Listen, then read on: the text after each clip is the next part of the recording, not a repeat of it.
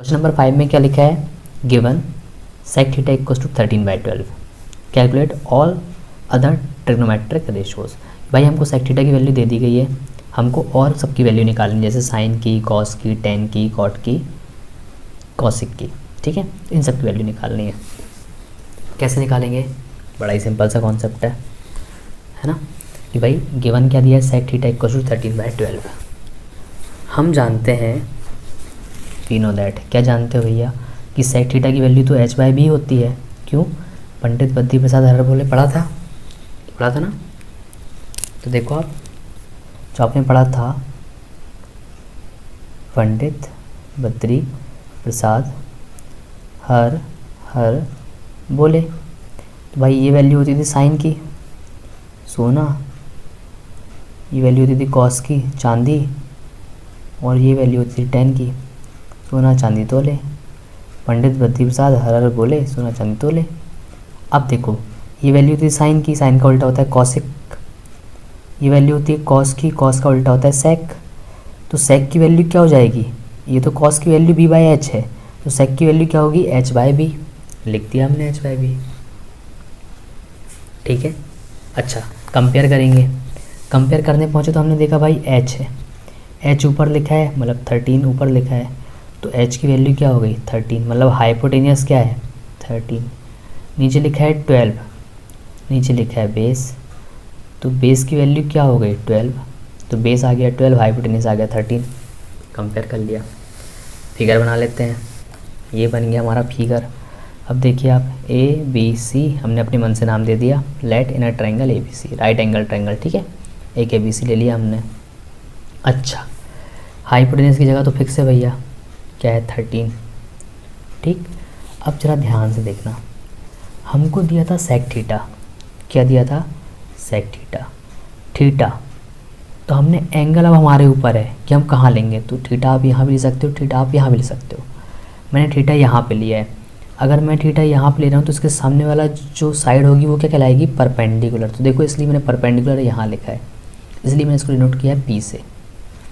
तो हाइपोटेनियस हो गया हमारा 13, एंगल के सामने वाला परपेंडिकुलर जो कि मुझे पता ही नहीं है, मुझे पता है बेस, जो बच जाता है वो बेस होता है, तो बेस कितना है 12, लिख दिया। अब पाइथागोरस थ्योरम लगाएंगे, लगा दी, AC square equals to AB square plus BC square, ठीक है। तो AC मतलब 13 का स्क्वायर, 13 का स्क्वायर कितना होगा भाई 169, और ऊपर करते हैं, और ऊपर कर देते हैं, रुक जाओ, और ऊपर कर दिया भैया 169। AB स्क्वायर तो वही रहेगा, 12 का स्क्वायर कितना होता है 144। अब ट्रांसपोज करेंगे तो ये 144 यहाँ से उठ के वहाँ जाएगा, तो बेचारा प्लस से माइनस हो जाएगा, ठीक है। अब दूसरे देश जा रहा है तो प्लस से माइनस तो होगा ही ना, हो गया। तो देखिए बाय ट्रांसपोजिंग, ठीक है, हाँ अभी सही दिख रहा है। बाय ट्रांसपोजिंग, ट्रांसपोज करेंगे तो कितना आएगा 169 माइनस 144, AB स्क्वायर, 169 में से 144 माइनस हो गए तो कितना बचेगा 25 बचेगा, ठीक। AB स्क्वायर, जैसे ही अगर मैं इसको AB स्क्वायर को यहाँ ले सकता हूँ, 25 को यहाँ भी ले सकता हूँ, क्या फ़र्क पड़ता है, दोनों इक्वल तो हैं, है ना। अब देखिए, स्क्वायर हटाऊंगा, सामने क्या लग जाएगा रूट, 25 को मैं कह सकता हूँ 5 × 5, तो भाई AB की वैल्यू क्या आ गई 5 आ गई, ठीक। कहीं पर कुछ भी डाउट हो तो कमेंट जरूर करिएगा, ठीक है, बताइएगा कि कहाँ पर डाउट आ रहा है। अब देखिए, ये ट्रायंगल ABC है, हाइपोटेनियस क्या है 13, पहले से पता था, बेस क्या है 12, पहले से पता था। अब भी मैंने AB की वैल्यू निकाली, AB की वैल्यू निकाली मतलब मैंने परपेंडिकुलर की वैल्यू निकाल ली, कितनी निकाल ली भाई 5, ठीक। अब ध्यान से देखना, देखते चलना, ठीक है, ध्यान से देखना, देखते चलना। साइन थीटा की वैल्यू क्या होती है P/h होती है ना, तो बेटा 5 और h की वैल्यू है 13, तो 5/13। कॉस थीटा की वैल्यू क्या होती है B/h होती है ना, देखो आप 12/13 आ गई।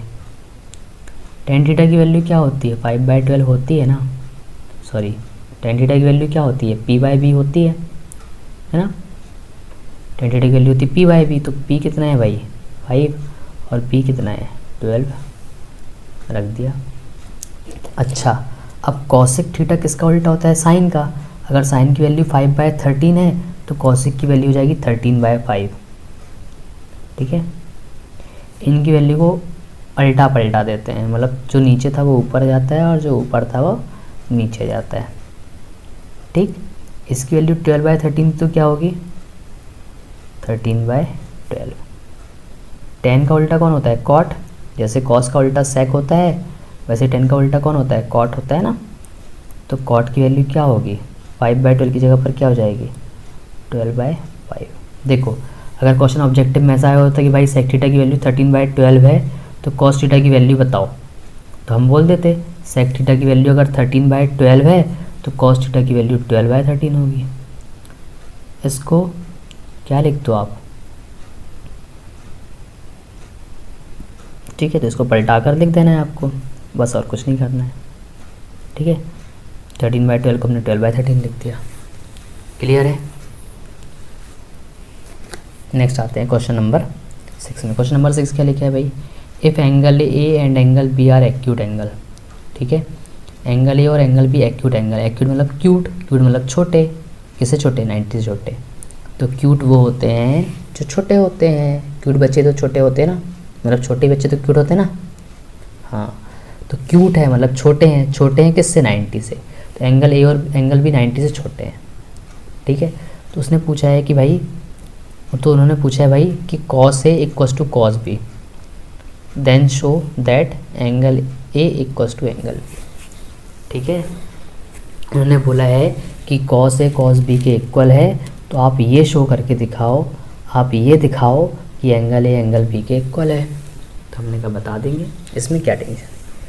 तो let a triangle ABC is a right angle triangle. एक ट्रायंगल ABC कैसा ट्रायंगल है? राइट एंगल ट्रायंगल है। अब भाई उसने दिया है कि एंगल ए और एंगल बी कैसे एंगल हैं? एक्यूट हैं। तो एक्यूट एंगल तो हमेशा यहीं बनते हैं क्योंकि ये तो 90 डिग्री होता है, तो यहाँ तो बनने के चांस नहीं है ए और बी के। तो ए और बी यहीं बनेंगे, यहाँ आ जाएगा बेचारा सी। ठीक, तो सी बन गया 90 डिग्री का एंगल। क्यों? क्योंकि क्वेश्चन में दिया था कि ए और बी क्या है? एक्यूट है। तो एक्यूट एंगल हमेशा यहीं बनते हैं। ठीक, अच्छा, अब क्यों बनते हैं समझ में आया ना? क्योंकि भाई 90 डिग्री का तो ये हो गया, सारे एंगल को सम करने पर 180 आता है, तो 90 का तो बेचारा ये अकेला ही हो गया। तो इन दोनों को मिलाकर क्या बनाना है? 90 बनाना है, तो एक्यूट ही तो बनेंगे। ठीक, अच्छा, अब cos A की वैल्यू क्या होती है? होती है B/H। और cos B की वैल्यू क्या होगी? B/H।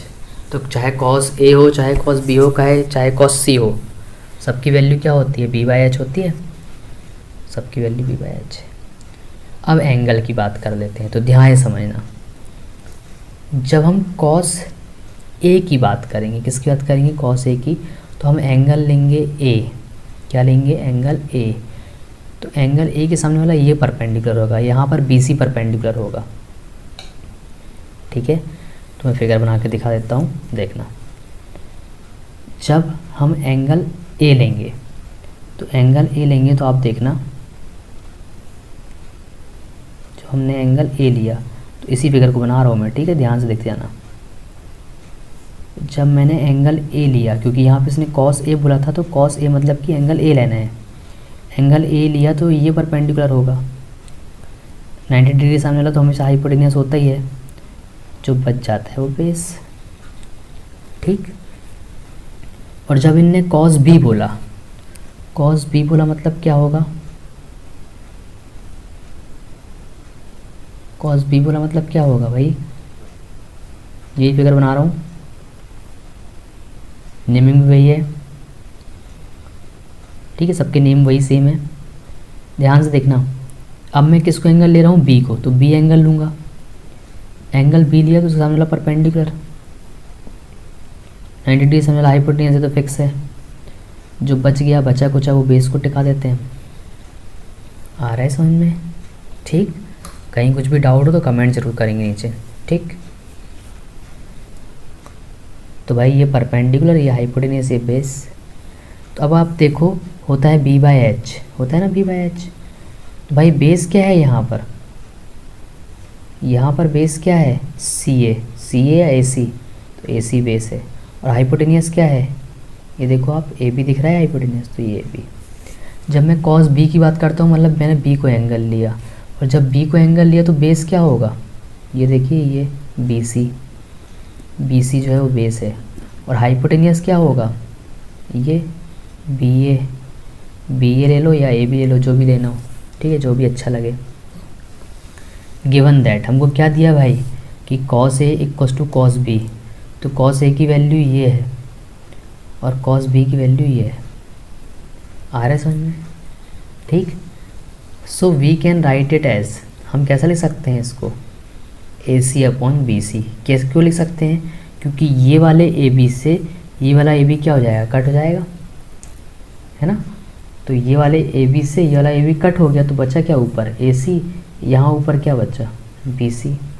तो ए सी इक्वल्स टू क्या है, बी सी है ना, A C equals to B C. Clear हुआ इतना। तो यहाँ देखिए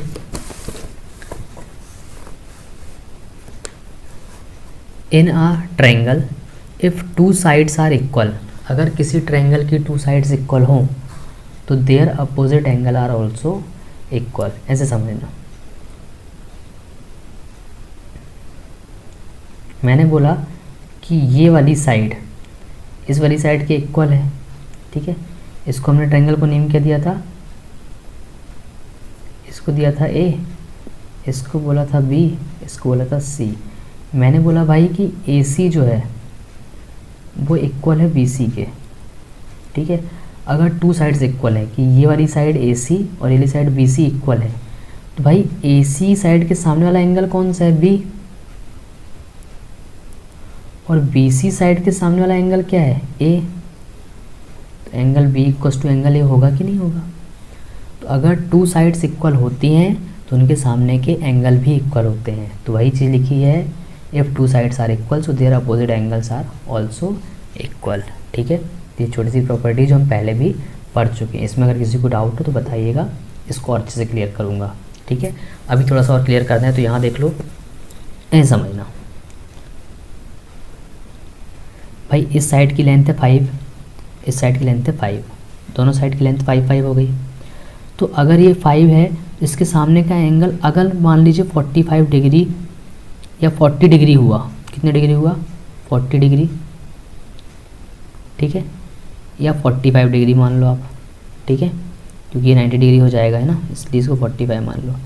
अगर ये 45 डिग्री है तो ये भी कितने डिग्री होगा, 45 डिग्री, ठीक है। तो अगर टू साइड्स इक्वल हैं तो उनके सामने के एंगल भी क्या होते हैं, इक्वल होते हैं, ठीक। क्वेश्चन नंबर 7 देखिए, इसमें क्या लिखा है, if cot theta equals to 7/8, मतलब कॉट थीटा की वैल्यू क्या है 7/8। तो इवेल्यूएट करना है, फर्स्ट ये निकालना है और इसको सॉल्व करना है, ठीक है। अच्छा, अब देखिए हमको पता है कॉट थीटा इक्वल्स टू 7/8 है। अब यहाँ आगे बढ़ते हैं हम। अगर हमको पता है कि कॉट थीटा इक्वल्स टू 7/8 है, तो we know that cot theta equals to p/p, Pandit Badri Prasad Harar बोले। तो कॉट थीटा की वैल्यू क्या निकलेगी भाई, बेस बाय p। हम कंपेयर करेंगे तो आप देखोगे ऊपर क्या है 7 और यहाँ पर ऊपर क्या है b, यहाँ पर 7 है और यहाँ पर क्या है b है, मतलब बेस की वैल्यू क्या हो गई 7, नीचे p है परपेंडिकुलर और यहाँ पर 8 है, तो परपेंडिकुलर की वैल्यू क्या हो गई 8। तो ये लिख दिया हमने। फिगर बनाएंगे, ठीक है। तो अब देखिए, अब भाई फिगर बनाना है तो बेस और परपेंडिकुलर, अभी तो हमको कुछ पता नहीं है, तो कहीं पर भी एंगल मान लेंगे। तो हमने एंगल ये ले लिया, ठीक। तो एंगल के सामने वाला परपेंडिकुलर जो है बेस, ये तो हाइपोटेन्यूज फिक्स है, ठीक। अभी हमने कहीं पर भी एंगल ले लिया है, इस बात को लेके थोड़ा सा कंफ्यूज मत होना। बाय पाइथागोरस थ्योरम लगाई तो हमें हाइपोटेन्यूज की वैल्यू निकल गई, h² equals to p² plus b²। भाई p की वैल्यू 8, p की वैल्यू 7, 8² 64, 7² 49, 64 प्लस 49 विल गेट 113। इसका टाइम सामने का लग जाएगा रूट। अब रूट 113 की वैल्यू तो पता नहीं है, पता है क्या, नहीं पता, पता ही नहीं है, क्या कर सकते हैं, आगे बढ़ते हैं, है ना।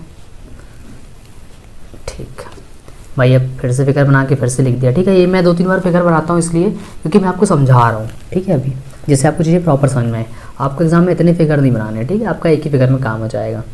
तो पी की वैल्यू क्या है भाई 8, एच की वैल्यू 11√113, बी की वैल्यू 7।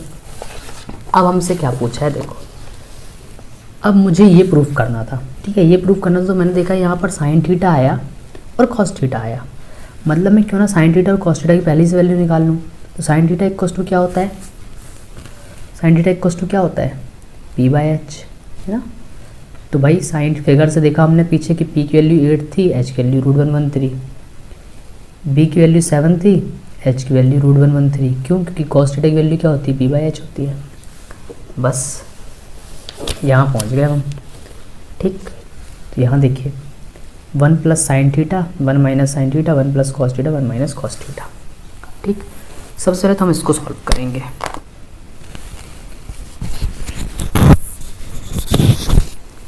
ठीक है, तो यहाँ देखिए मैंने देखा भाई 1 प्लस साइन थीटा था, 1 प्लस साइन थीटा था, 1 माइनस साइन थीटा था, ठीक है। तो इसको मैं क्या ले सकता हूँ, मैंने देखा कि वही चीज़ प्लस में है, देखो वही चीज़ आपको प्लस में दिखेगी और वही चीज़ माइनस में, तो क्या मैं इसको ले सकता हूँ a plus B a minus B, इसको हम क्या ले सकते हैं a² माइनस b², ठीक है। ये फॉर्मूला तो हमने पढ़ा ही है। अब देखो वही चीज़ प्लस में वही चीज़ माइनस में, तो क्या मैं इसको ले सकता हूँ 1² माइनस साइन² थीटा, और नीचे वाले को क्या ले सकता हूँ भाई वही चीज़ प्लस में वही चीज़ माइनस में, तो a plus B a minus B का फॉर्मूला लगाएंगे तो क्या हो जाएगा a² माइनस b², मतलब कि आगे वाले का स्क्वायर माइनस पीछे वाले का स्क्वायर। तो आगे लिखा था 1 उसका स्क्वायर माइनस साइन जो पीछे लिखा था उसका स्क्वायर, आगे वाले का स्क्वायर माइनस पीछे वाले का स्क्वायर। अब देखो यहाँ पर प्रॉपर्टी लगाकर भी आप इसको सॉल्व कर सकते हो। इसको पहले मैं क्या लिखूँगा भाई 1 का स्क्वायर तो 1 ही होता है, ठीक है। तो 1 का स्क्वायर तो 1 ही है साइन² थीटा, 1 का स्क्वायर 1 ही होगा cos² थीटा। देखो अगर मैं यहाँ से प्रॉपर्टी लगा दूँ, ठीक है, क्योंकि अभी हमने पढ़ी नहीं है, लगा सकते हैं पर अभी हमने पढ़ी नहीं है इसलिए मैं यहाँ पे लगा नहीं रहा हूँ, ठीक है। अगर लगाते तो क्या होता 1 माइनस साइन² थीटा होता है cos² थीटा, और 1 माइनस cos² थीटा क्या होता है साइन² थीटा। अब देखिए यहाँ भी स्क्वायर है यहाँ भी स्क्वायर है, क्या मैं इसको ले सकता हूँ cos theta upon sine theta whole square, ठीक है, ऐसा लिख सकते हैं, लिख दिया। अब cos अपॉन साइन क्या होता है cot थीटा होल स्क्वायर, और आप देखेंगे क्वेश्चन में cot थीटा की वैल्यू तो दी गई थी, है ना। cos theta upon sine theta क्या होता है cot थीटा की वैल्यू दी गई थी। अगर ये सब फॉर्मूले आपको नहीं पता है तो ऊपर आई बटन में जाकर आप क्लिक करके देख सकते हैं, ठीक है। भाई cot थीटा की वैल्यू क्या होती है पता है, नहीं पता, क्वेश्चन में दी गई है ना।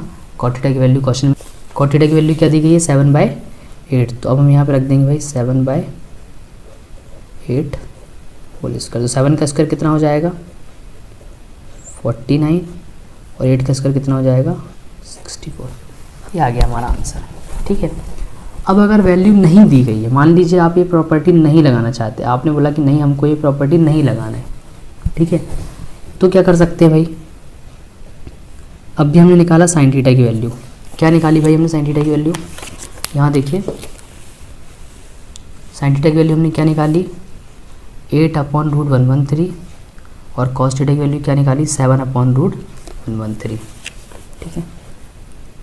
तो साइन थीटा की वैल्यू हमने क्या निकाली 8/√113 होल स्क्वायर, कॉस थीटा की वैल्यू हमने क्या निकाली 7/√113, ठीक है। तो पेपर में आप कैसे भी कर सकते हो, पर मैं इसलिए नहीं करवा रहा हूँ क्योंकि अभी आपकी बुक में जब एक्सरसाइज शुरू हुई थी तो ये वाली प्रॉपर्टी भी बताई नहीं गई थी, ठीक है। तो अभी हम पहले इसी से ही सॉल्व कर रहे हैं, ठीक। तो यहाँ देखिए 8 स्क्वायर क्या होगा 64, भाई √113 का स्क्वायर क्या होगा 113, स्क्वायर से रूट क्या हो जाता है कैंसिल हो जाता है ना, कट गया, 1 तो 1 ही है। 7 का स्क्वायर क्या होगा 49, नीचे फिर से भाई √113 का स्क्वायर क्या होगा 113, ठीक है। अच्छा 113 का मल्टीप्लाई होगा 113 से। ये 113 क्या चाहता है, ये 113 चाहता है कि मैं इस 1 के अपॉन में भी आ जाऊँ, तो इससे क्या कर देगा मल्टीप्लाई। तो देखिए जैसे ही इससे मल्टीप्लाई करेगा तो आप देखेंगे ये दोनों के अपॉन में आ जाएगा, आ गया। वैसे ही ये वाला 113 भी चाहता है कि मैं इस 1 के अपॉन में जाऊँ, तो ये भी इससे क्या कर देगा मल्टीप्लाई। तो 113 इंटू 1 तो 113 आएगा, माइनस 49 अपॉन 113। ठीक है, जब आप 113 में 64 माइनस करेंगे तो आपको मिलेगा 49। क्या मिलेगा 49 अपॉन में कितना आएगा भाई 113। ठीक, तो आप जब 113 में 64 माइनस करेंगे तो आएगा 49 अपॉन 113। ठीक, और 113 में से 49 माइनस करेंगे तो क्या आएगा 64 अपॉन 113। ठीक, तो ये नीचे है 113, ये भी नीचे है। जब दो फ्रैक्शन दिए हों अपॉन में और नीचे वाला पार्ट सेम हो तो हम उसको कट कर सकते हैं। दोनों का नीचे वाला पार्ट क्या हो सेम हो तो हमने कट कर दिया। तो क्या आ गया हमारे पास 49 अपॉन 64। तो देखिए अगर आप चाहते तो आइडेंटिटी लगा के सॉल्व करते तो इतने में ही हो जाता। अगर आपको आइडेंटिटी नहीं लगानी है, आपको ऐसे सॉल्व करना है, तो आप ऐसे भी सॉल्व कर सकते हो। ठीक है, अच्छा अब एक बार फिर से बता देता हूँ आपको। ठीक, तो अभी हमने जो पढ़ा एक बार इसको फिर से देख लेते हैं। यहाँ पे देखिए, तो अब देखिए फिर वही चीज़, साइन स्क्वायर थीटा की वैल्यू क्या रख दी भाई 8 upon root 113 whole square, 7 upon root 113 whole square. Clear है, यहाँ पे हमने फॉर्मूला लगा दिया। कौन सा फॉर्मूला लगाया है, यहाँ पे हमने फॉर्मूला लगा दिया। कौन सा भाई, वही चीज़ प्लस में है और वही चीज़ माइनस में है। तो a plus B A minus B क्या होता है A square minus B square. ठीक है, ये फॉर्मूला लगाया तो हमने यहाँ पर मिल गया a plus B A minus B, तो 1 minus sine square theta 1 minus cos square theta. ठीक, साइन थीटा की वैल्यू हमने अब भी निकाली थी, कितनी है 8 अपॉन रूट 113। कॉस थीटा की वैल्यू हमने क्या निकाली 7 अपॉन रूट 113। रख दो भाई, 8 का स्क्वायर क्या होगा 64, रूट 113 का स्क्वायर क्या होगा, रूट 113 का स्क्वायर क्या होगा 113, 7 का स्क्वायर क्या होगा 49, रूट 113 का स्क्वायर क्या होगा 113। ये 113 चाहता है मैं इस 1 के अपॉन में जाऊँ, तो इससे क्या कर देगा मल्टीप्लाई।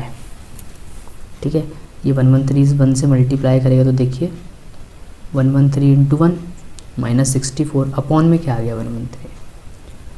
ये 113 फिर इस 1 से मल्टीप्लाई करेगा क्योंकि वो इसके अपॉन में आना चाहता है, तो 113 इंटू 1 माइनस 49 अपॉन 113।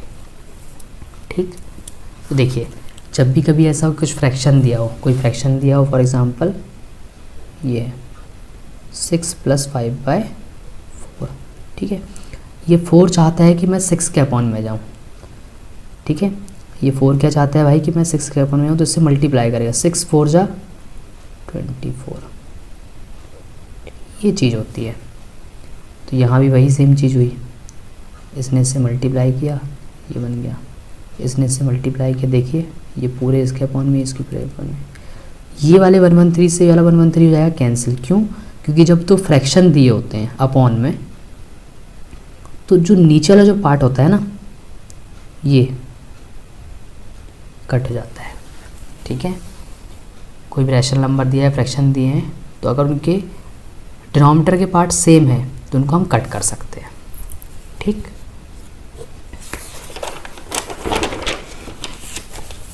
तो यहाँ देखिए 113 से 113 कट हो गया, ऊपर से आपने माइनस किया तो आया 49, नीचे माइनस किया तो क्या आया 64। मीन्स हम जो बोले कि 1 plus sine theta 1 minus sine theta 1 plus cos theta into 1 minus cos theta की वैल्यू क्या आ गई 49 अपॉन 64। ठीक, इसको मैंने आइडेंटिटी से भी दिखा दिया है आपको, उससे भी आप कर सकते हो। कॉट स्क्वायर थीटा की वैल्यू क्या आई 7/8, 7/8 का होल स्क्वायर। ये तो हमको सेकंड चीज़ पूछी है, ये सेकंड बताना है।